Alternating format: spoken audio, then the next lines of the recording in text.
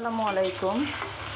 আমি করলা আলু তরকারি রান্না করার জন্য প্রথমে কড়াইতে তেল দিয়ে দিয়েছিলাম। তেলটা গরম হওয়ার পরে এখানে পেঁয়াজ, লবণ আর কিছু কাঁচামরিচ কুচি দিয়েছি।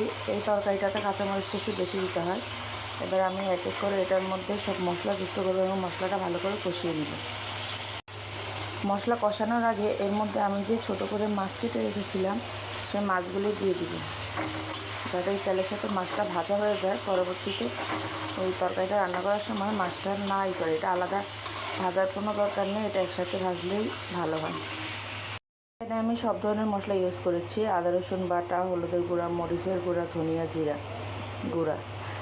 যেহেতু এটা আমার জন্য, সেই জন্য আমি এটাকে একটু ঝাল বেশি দিয়ে রান্না করেছি, কারণ এই তরকারিটা করলা তরকারিটা ঝাল বেশি হলে খেতে বেশি ভালো হয়।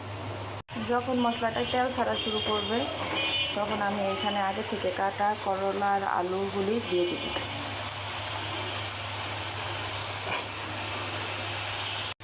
দিয়ে দেওয়ার পরে এটা আমি এমনভাবে কষিয়ে নিব, ভালো করে আগে মশলাটা মিশাবো, তারপর এটাকে আমি এমনভাবে কষিয়ে নিব যাতে এটা 80% কষানোর মধ্যেই সিদ্ধ হয়ে যায়।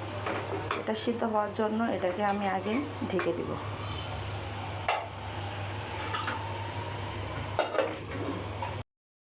না ফুলে তরকারিটা নাড়া দিয়ে নিচ্ছি। আমি এর আগেও 2-1 বার নাড়া দিয়ে নিয়েছিলাম।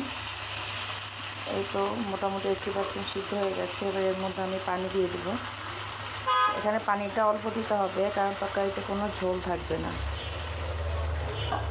তরকারিটা হবে পোড়া পোড়া টাইপের একটা তরকারি, যাতে কোনো ঝোল রাখা যাবে না।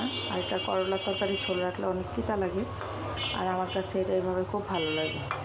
কার কার কাছে ভালো লাগে জানাবেন কিন্তু। অবশ্য কে এভাবে খান সেটাও তো জানি না। আবার ঢেকে দিচ্ছি। দিক থেকে এমন তেল ছাড়বে তখন বোঝা যাবে যে আমার তরকারিটা হয়ে গেছে।